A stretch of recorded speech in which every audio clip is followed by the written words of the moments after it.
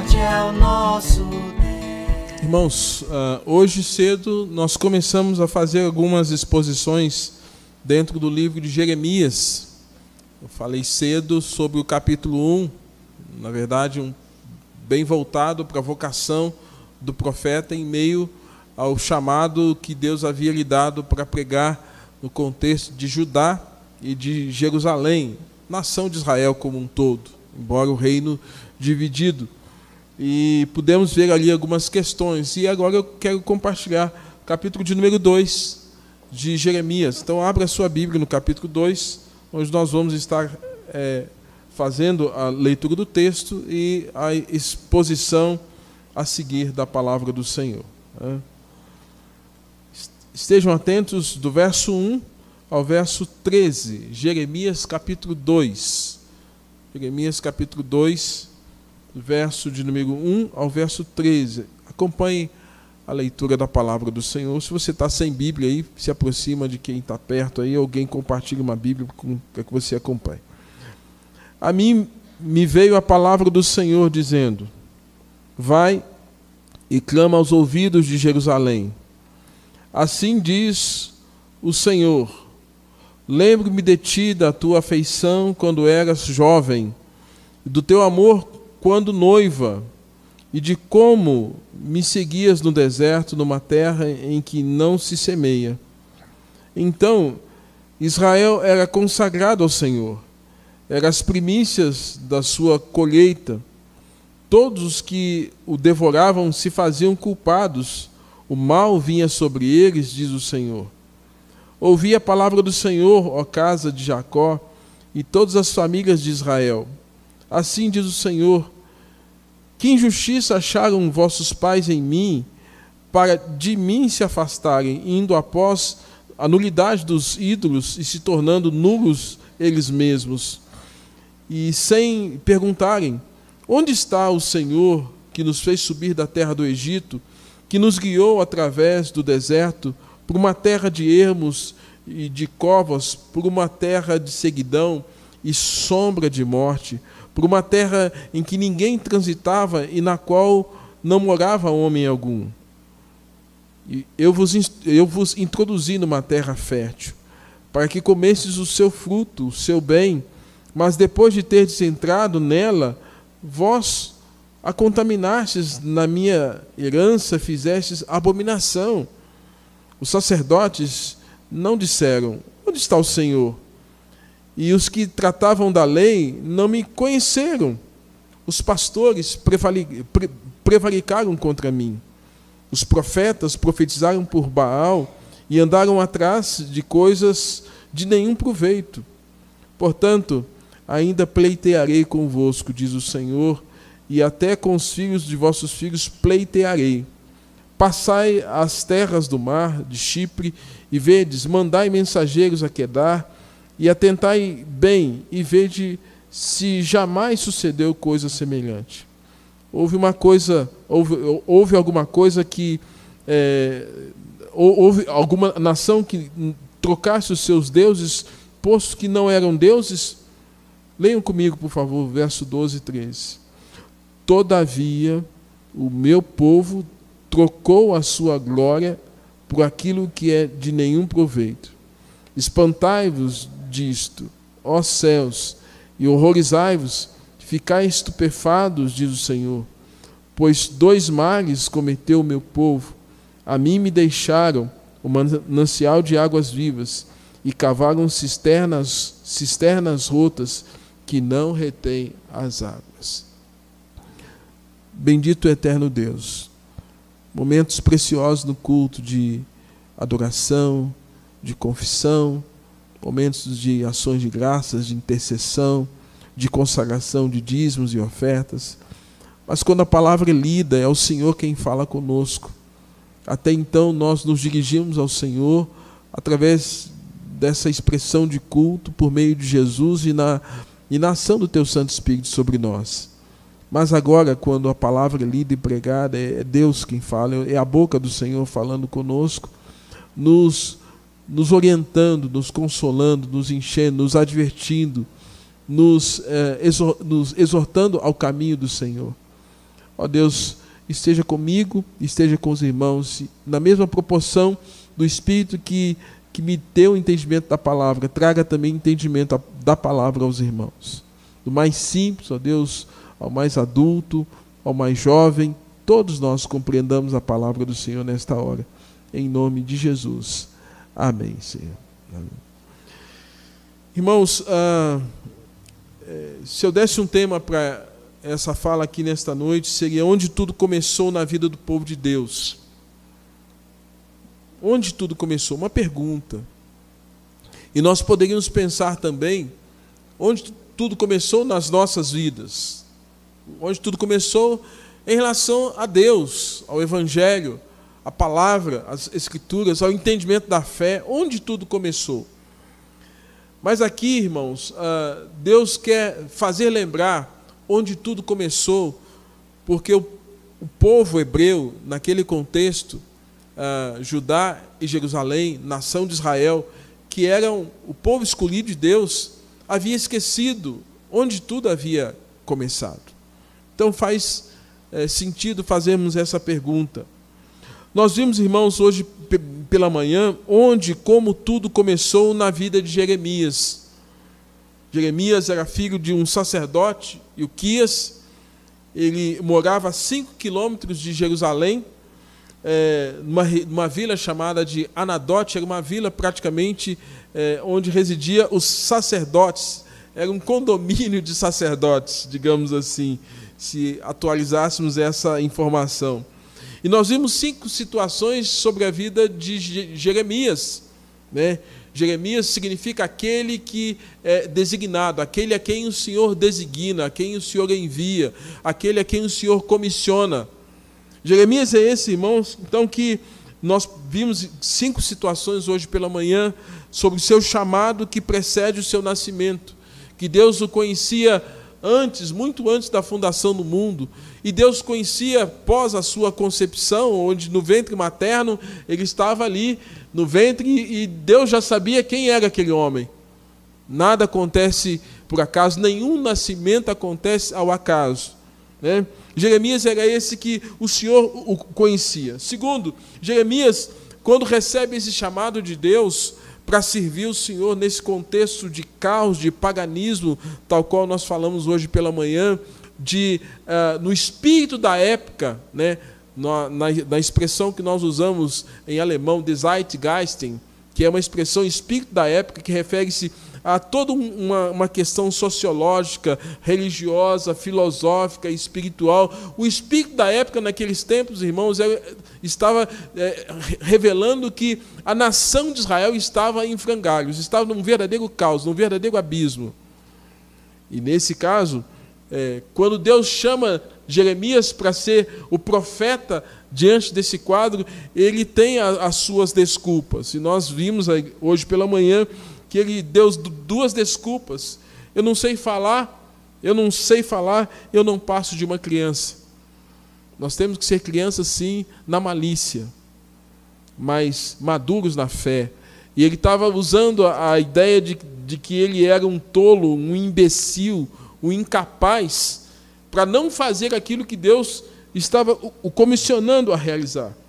Nós vimos também que Deus dá uma advertência ao profeta e demonstra que seu argumento era fraco.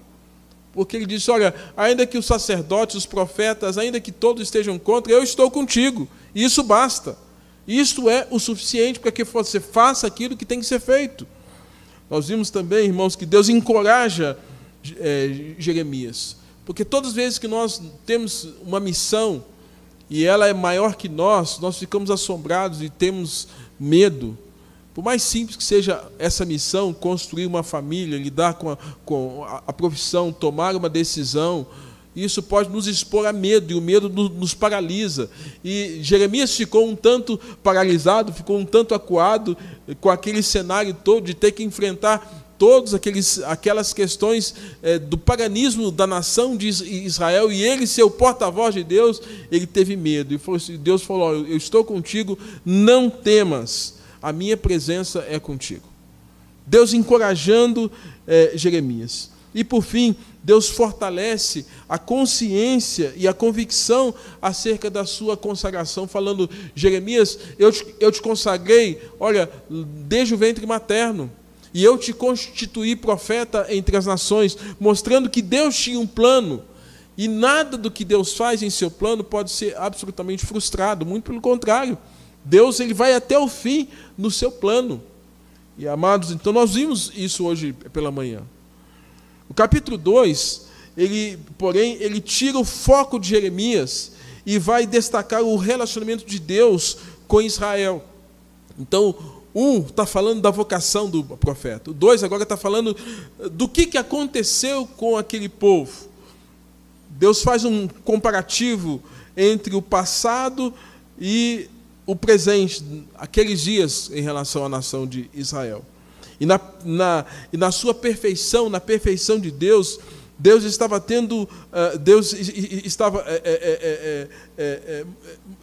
estava atento a tudo que estava acontecendo acerca daquele povo. Na perfeição de Deus estava tudo muito vivo em relação a como, de que maneira Israel havia sido chamada para servir ao Senhor. Então, da mesma forma que no capítulo 1 tem a vocação de um homem, no capítulo de número 2 tem a lembrança da vocação de uma nação.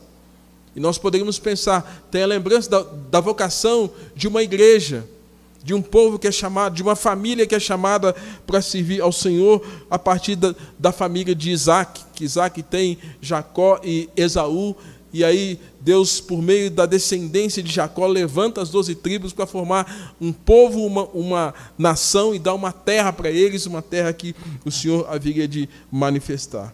Irmãos, então, na sua imutabilidade, na imutabilidade de Deus, Deus não havia mudado em absoluto, porque Deus não muda e não tem nenhum tipo de variação de mudança.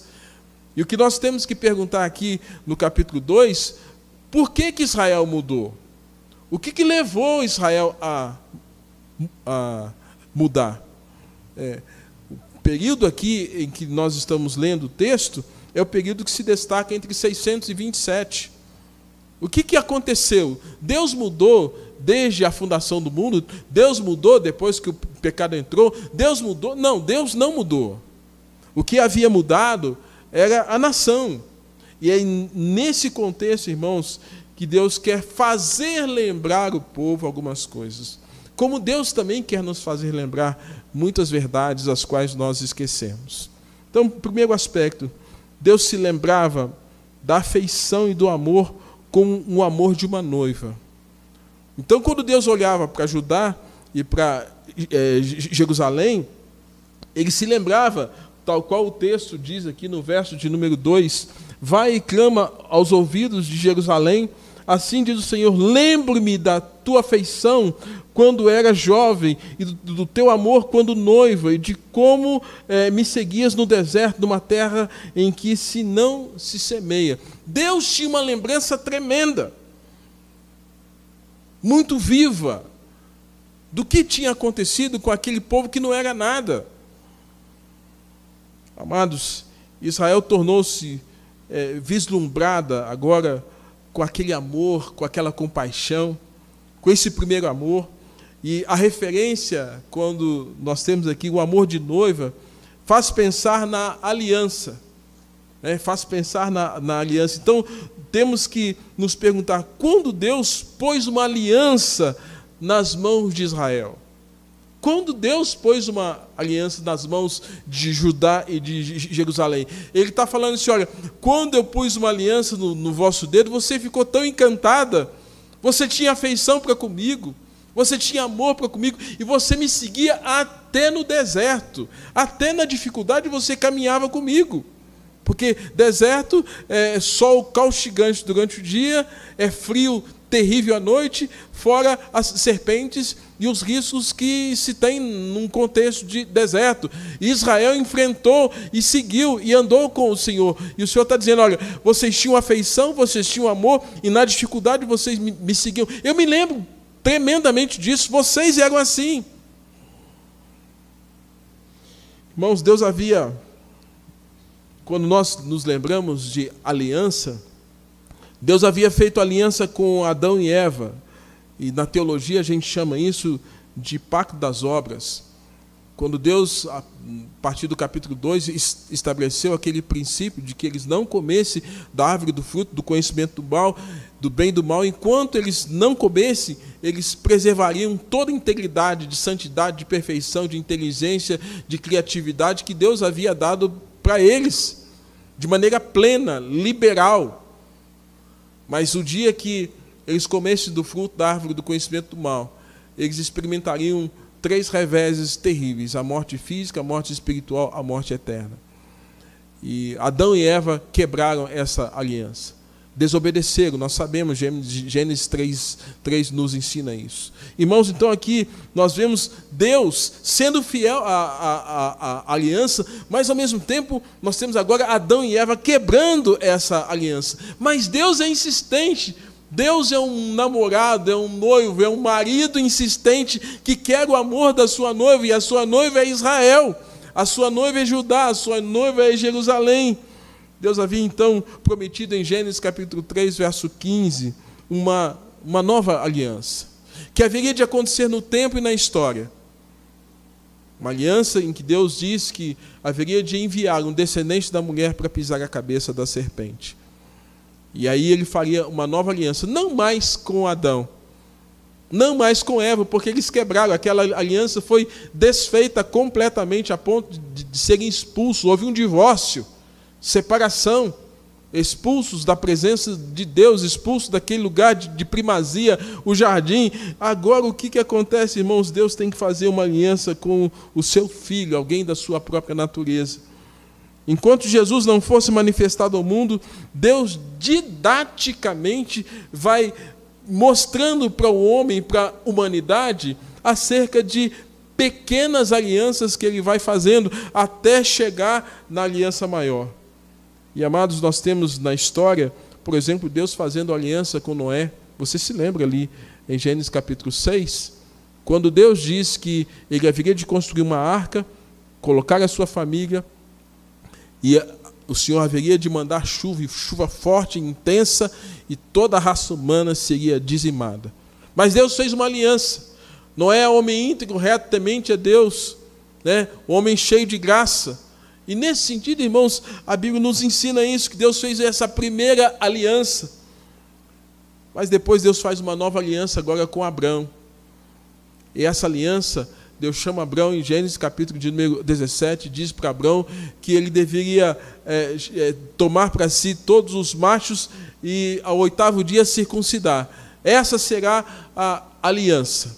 E Abraão cumpre essa aliança, e Deus cumpre essa aliança.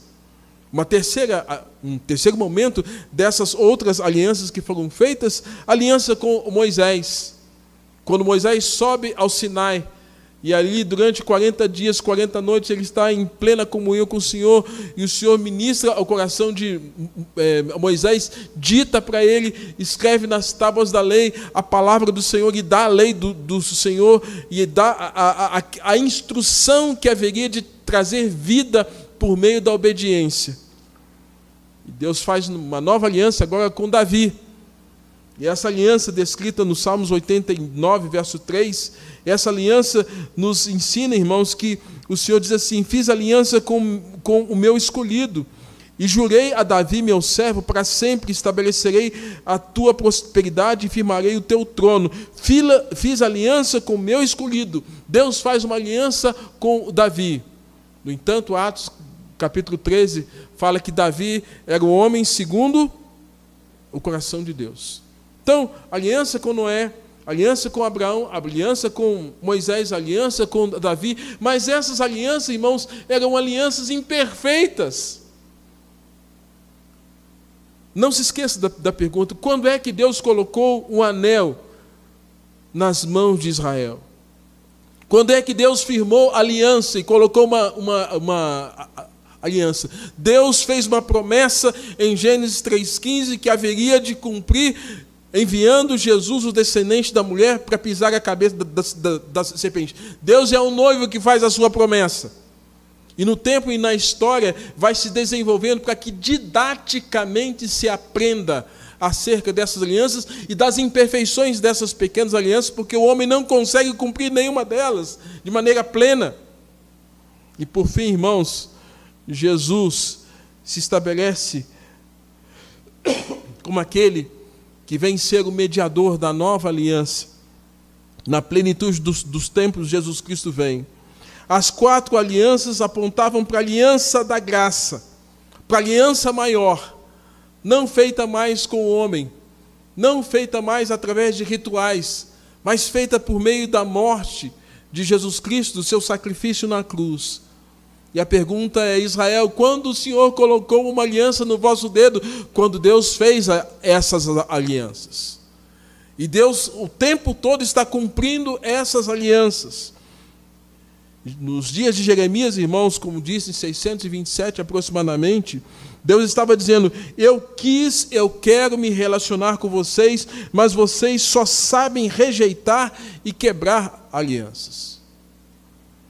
Deus se lembrava da afeição, Deus se lembrava do amor, Deus se lembrava que naquele primeiro encantamento com Deus, Israel ia até para o deserto com o Senhor.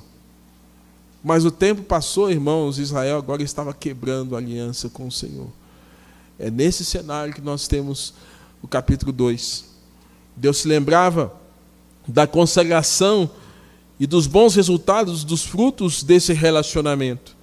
No verso de número 3, o nosso Deus, ele diz assim: então Israel era consagrado ao Senhor e eram as primícias da sua colheita. Todos que o devoravam faziam culpados, o mal vinha sobre eles. Ou seja, Israel estava tão conectado com Deus, tão aliançado com o Senhor, que quando alguém tentava fazer algum mal contra o povo hebreu, irmãos, o mal vinha sobre os inimigos. Quando o Egito tentou fazer um mal contra o povo hebreu, eles foram dizimados ali no mar com Faraó e seus cavalarianos. Quando todos os povos inimigos, jebuseus, fariseus, gigarseus, filisteus, se levantaram contra o povo hebreu, todos eles eram derrotados, porque estavam mexendo naquela que é a menina dos olhos de Deus, Israel, o povo de Deus. Hoje, a igreja, hoje, você. E Deus está dizendo: eu me lembro da consagração, dos bons resultados, dos frutos. Irmãos, gente, 3 Cs: consagração, compromisso, colheita. À medida que eles se consagravam, eles tinham compromisso. À medida que tinham compromisso, tinha resultado. Era o ciclo de coisas boas, de bênçãos e resultado de Deus para Israel. Eles se consagravam, como quando o Senhor diz a nação de Israel por meio de Josué: santificai-os para amanhã, porque o Senhor fará maravilha no meio de vós. Enquanto tinha pecado escondido na tenda de Acã, não houve vitória. Mas à medida que o povo se consagrou e entendeu que o chamamento que havia sobre eles era para santificação e para servir o Senhor, irmãos, eles se consagraram, passaram a ter compromisso e teve primícia, colheita, resultado. Quando nós nos consagramos a Deus, irmãos, há compromisso e grandes resultados, primeiro espirituais. E se os materiais vierem, amém, louvado seja Deus. Mas que você tenha essa consciência que Deus está falando: eu me lembro da vossa consagração. E todos quantos tentavam se levantar contra vocês, eles eram destruídos. O próprio Deus diz: quando vocês se consagram, a colheita vem. Quando vocês se consagram, as primícias vêm. Quando vocês se separam do pecado, as primícias vieram. Deus protegia Israel, Deus era adorado pelos israelitas, Deus se agradava de seu povo e até então tudo corria bem. Aí a pergunta vem, irmãos, quando as coisas mudaram? Quando as coisas mudaram? Cronologicamente, podemos afirmar que o declínio espiritual, naqueles dias, no contexto de Jeremias, ocorreu após a morte do rei Josias.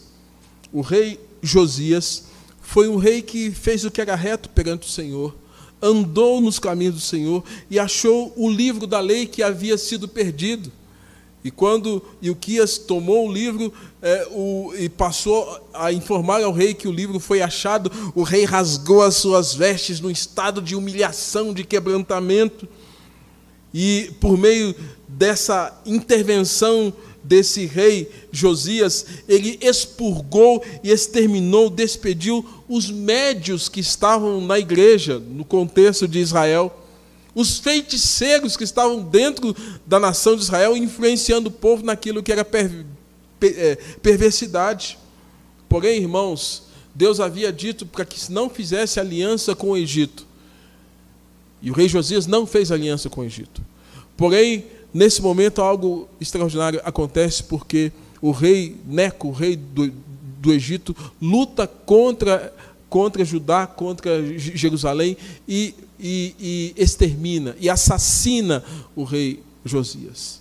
Após o rei Josias, irmãos, outros reis vieram, Joacás, Joaquim, Zedequias. Esse foi o pior, porque foram reis que abriram espaço para a profanação do templo, para a profanação do culto, para tudo quanto era contrário à vontade do Senhor.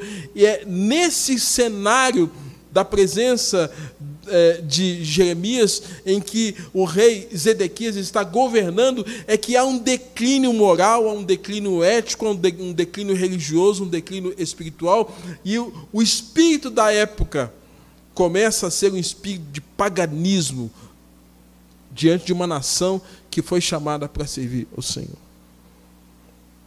Terrível, triste isso, irmãos. Nós temos que fazer uma leitura se os nossos dias têm sido um tempo de declínio ou se tem sido um tempo de avanço.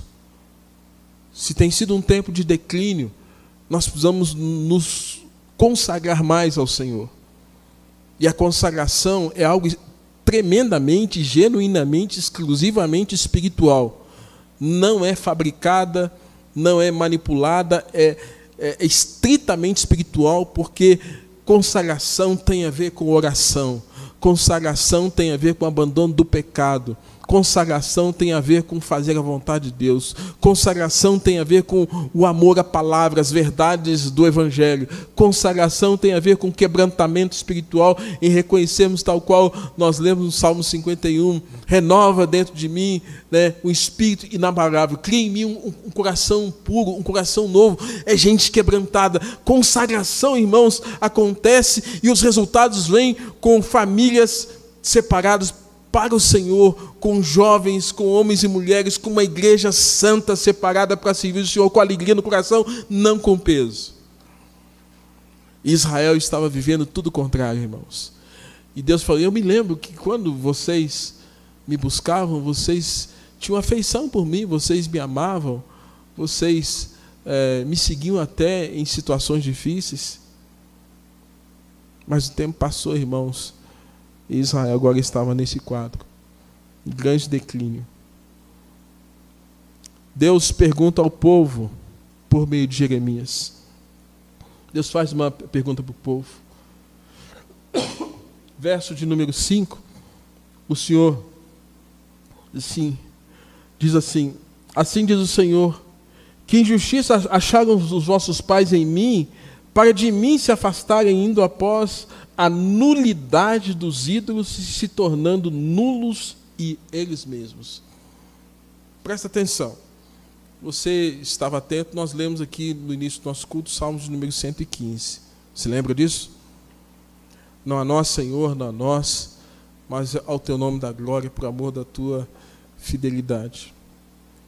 Porque diriam as nações: onde está o vosso Deus? Israel dizia: no céu está o nosso Deus, e tudo faz quanto lhe agrada.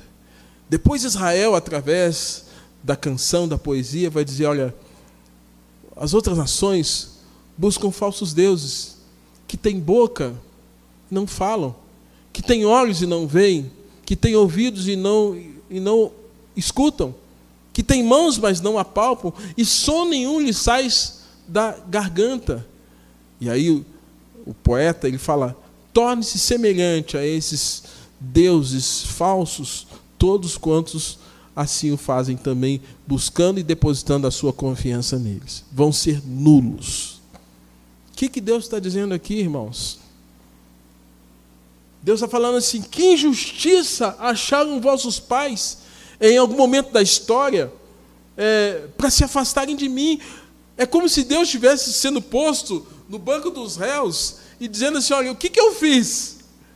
O que eu fiz de errado para que vocês se afastem de mim? Para que vocês não me busquem mais? O que eu fiz? Né? Então, irmãos, isso nos faz lembrar essa questão do Salmo de número 105, porque Deus está mostrando, olha, o resultado desse afastamento faz com que eles se tornem nulos nos seus próprios pensamentos. Eles se tornaram nulos, eles se afastaram de mim, buscando a nulidade dos ídolos.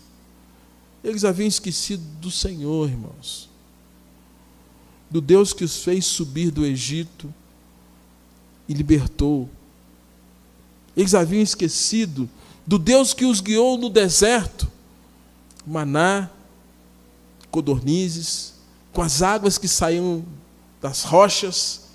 Eles esqueceram que o Senhor os guiou em momentos difíceis, nos caminhos ermos, nas covas, na seguidão. Eles esqueceram que o Senhor os livrou do vale da sombra da morte. E esse Deus que eles esqueceram havia até então introduzido esse povo ajuntado no Egito, que caminha agora durante um bom período de tempo, que poderia ter chegado em 2 semanas. Eles chegam na terra prometida, na terra fértil, e ali Deus lhes dá tudo quanto havia dito que faria. A terra fértil que mana leite e mel. Estão salvos, abrigados, acolhidos. Amados, essa poderia ser a sua história. E essa poderia ser a minha história, a nossa história em relação ao Evangelho. De quando nós estávamos lá atrás no mundo, sem entendimento, sem que o Evangelho chegasse na nossa vida, sem que Cristo fizesse parte da nossa construção de fé. E de alguma forma poderia ser parte da nossa história o fato também de o Senhor estar nos perguntando: mas eu me lembro que você tinha afeição, você tinha amor, você me seguia, mas o que está acontecendo? Irmãos, depois dessas histórias em que o povo hebreu se apossou da terra, houve acomodação, assimilação, contaminação e abominação. Parece que quando tudo estava bem, eles entraram numa zona de conforto, se acomodaram, assimilaram as questões das nações pagãs, se contaminaram com as coisas das nações pagãs e trouxeram para si a abominação. O resultado: sacerdotes, pastores, profetas contaminados, e por conseguinte a nação estava contaminada e servindo a Baal. A Baal, eu disse hoje cedo, a palavra Baal, né, Balins ou Baal, no hebraico a palavra Baal significa meu dono ou meu marido. É uma referência também de quando uma esposa refere-se ao seu marido. É o meu Baal, né? Então, quando Israel está falando assim, olha, nós estamos dando as costas para Yahvé, para o Deus da montanha, para o El Shaddai, para Jeová Nissim, o Deus da bandeira, né? Jeová Tsidequeno, o Deus da justiça. Quando Israel está dando as costas para Deus, eles estão de frente, irmãos, para o pecado da idolatria, do paganismo. E agora estão dizendo que não mais aquele Deus que havia libertado Israel do cativeiro egípcio, mas agora eles tinham um outro dono. Veja que incoerência, que absurdo. Eles estão dizendo, agora Baal é o nosso marido. Baal é o nosso dono. Irmãos, eu concluo com algumas reflexões e você esteja atento. A conclusão de Deus sobre todo esse cenário. Primeiro, o povo havia trocado a glória de Deus por coisa de nenhum proveito. A glória de Deus é a presença de Deus. A glória de Deus é a graça, é a misericórdia, a compaixão, é o amor dele por cada um de nós. A glória dele é o cuidado, é a sua providência. A glória dele é a salvação que ele nos oferece. Então, Deus está dizendo para nós, irmãos, no verso de número 11, houve alguma nação que trocasse os seus deuses, posto que não eram deuses? Olha só, Deus está dizendo, todavia o meu povo. Olha, não sei se você consegue ver o peso disso. O meu povo, diz o texto, trocou a sua glória por aquilo que é de nenhum valor. Deus chega a essa conclusão. Segundo, o povo praticou o mal de deixarem a Deus. Deus está dizendo assim, olha,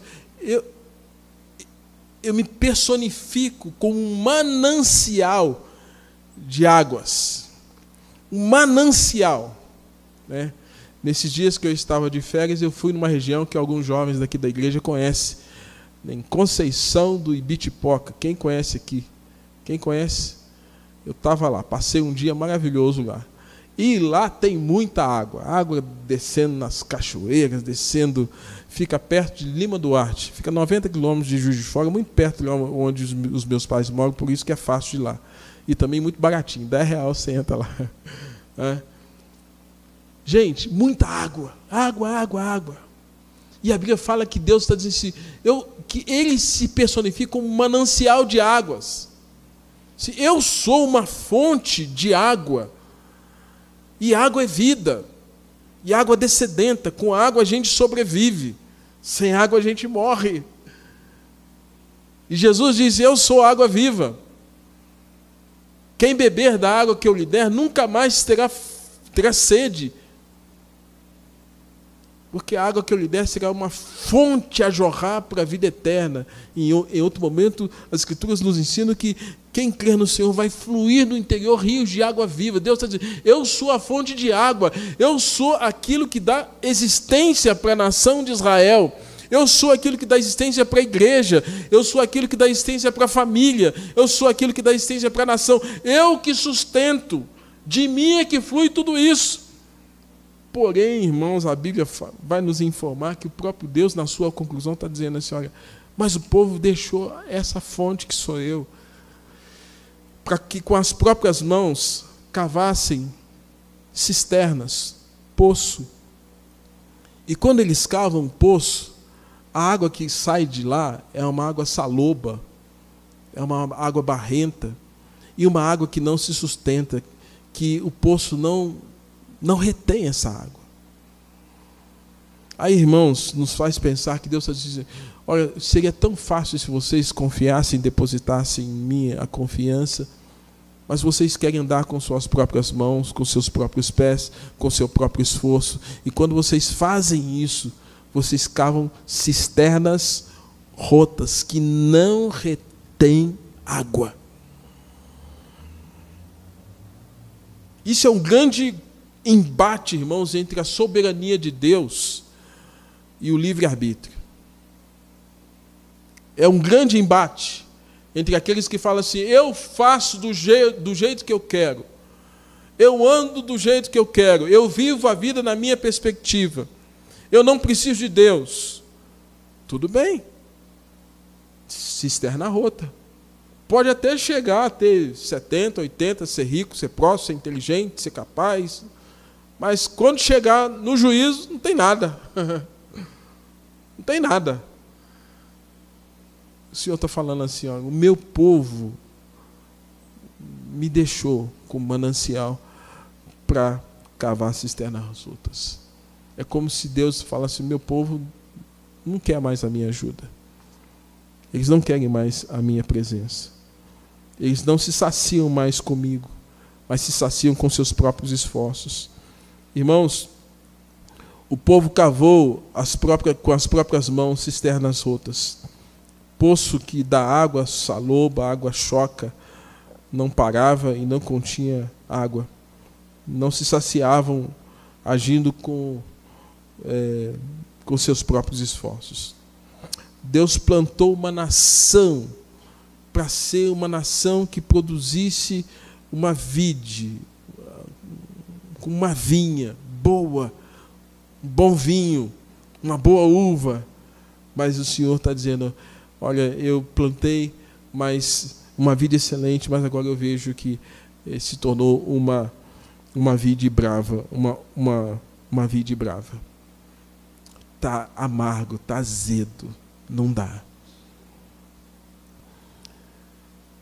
O que, irmãos, nos faz pensar nesse texto é que Deus é insistente. E a insistência de Deus, ela se manifesta no verso de número 32, quando ele fala assim, todavia o meu povo se esqueceu de mim por dias sem conta. E o Senhor diz, no verso 35, eis que entrarei em juízo contra ti. Porquanto Deus diz, eis que entrarei em juízo contigo, porquanto dizes, não pequei. Entrar em juízo, irmãos, é quando Deus, mediante a ação do seu poder, do seu Espírito, Ele insiste em nossas vidas para que nós reconheçamos que nós erramos. Você se lembra de João, capítulo de número 16, fala assim, que o Espírito Santo, ele nos convence de 3 coisas. Quais são? Pecado, justiça e juízo. Deus está falando assim para a nação de Israel, eu vou entrar em juízo contra você. Mas Deus não é aquele que quebra a cana que está quebrada e nem apaga o fogo, ainda que seja pequenininho, uma fagulha. Não apaga a torcida que fumega. Deus é um Deus que entra em juízo porque Ele tem um plano de nos trazer para Ele de volta sempre, sempre, sempre, sempre, sempre, sempre, sempre, sempre. Porque Ele não abre mão de você, como Ele não abria mão de Israel. Nós vamos ver depois, em outros momentos da história, o quanto Israel estava ainda distante do Senhor. Mas Deus está dizendo, esse povo é meu. Essa nação é minha. Eu os separei. E ainda que eles sejam como um vaso quebrado, eu faço outro. Amém, igreja? Que nós façamos boas escolhas. Dentre elas, que a nossa escolha, que a nossa escolha seja o manancial de fonte de água viva, para que nós sejamos dessedentados, refrigerados, cuidados, dia após dia. E que Deus tenha misericórdia de nós, se nós estamos andando como esses que têm dado as costas para o Senhor. Que Deus tenha misericórdia de nós, se nós estamos abandonando o Senhor. Abandonar a igreja é o último passo. Quem abandona a igreja é porque já está longe de Jesus. Quem abandona a igreja é porque já está longe de Jesus. E o nosso desejo é que Jesus traga de volta, de alguma forma, aqueles que estão afastados. E às vezes a gente pode até estar dentro da igreja e estar afastado, né? Que o Senhor nos traga de volta também. Vamos orar? Bendito Deus, te louvamos por essa noite, pela palavra pregada e pela consciência que o Senhor nos traz, ó Deus, mediante a ação do Teu Santo Espírito, de nos mostrar os erros do passado da nação de Israel, de ver quanto o Senhor mostrou expectativas diferentes em relação àquele povo, e que assemelhados a nós também muitas vezes frustramos os teus planos, não fazendo aquilo que o Senhor deseja, erramos o alvo, abandonamos, damos as costas, mas o Senhor nos traz sempre de volta, sempre, sempre, sempre. Ó Deus, se nesta noite o Senhor quer trazer alguém de volta, quebranta esse coração, essa vida, desse indivíduo que está aqui hoje, dos que nos assistem em casa, para que, ó Deus, nesse retorno, seja um retorno para a nossa alma ser alimentada, dessedentada.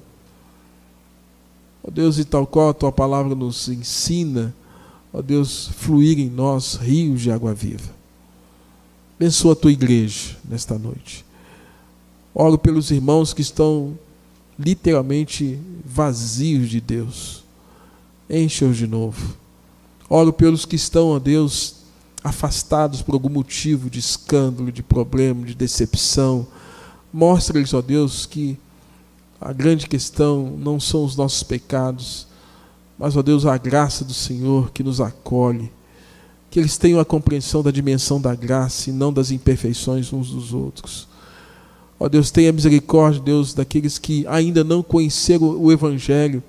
Usa as nossas bocas como o Senhor queria usar Israel para proclamar, ó Deus, as verdades eternas às nações próximas, gentílicas, para que pudessem te conhecer. Que nós possamos também, ó Deus, ser instrumentos para comunicar a palavra do Senhor a quem o Senhor colocar à nossa frente, de maneira distinta, ó Deus, para que o Evangelho chegue e traga salvação e muitas vidas possam também se alimentar daquele que é a fonte, o manancial de águas vivas.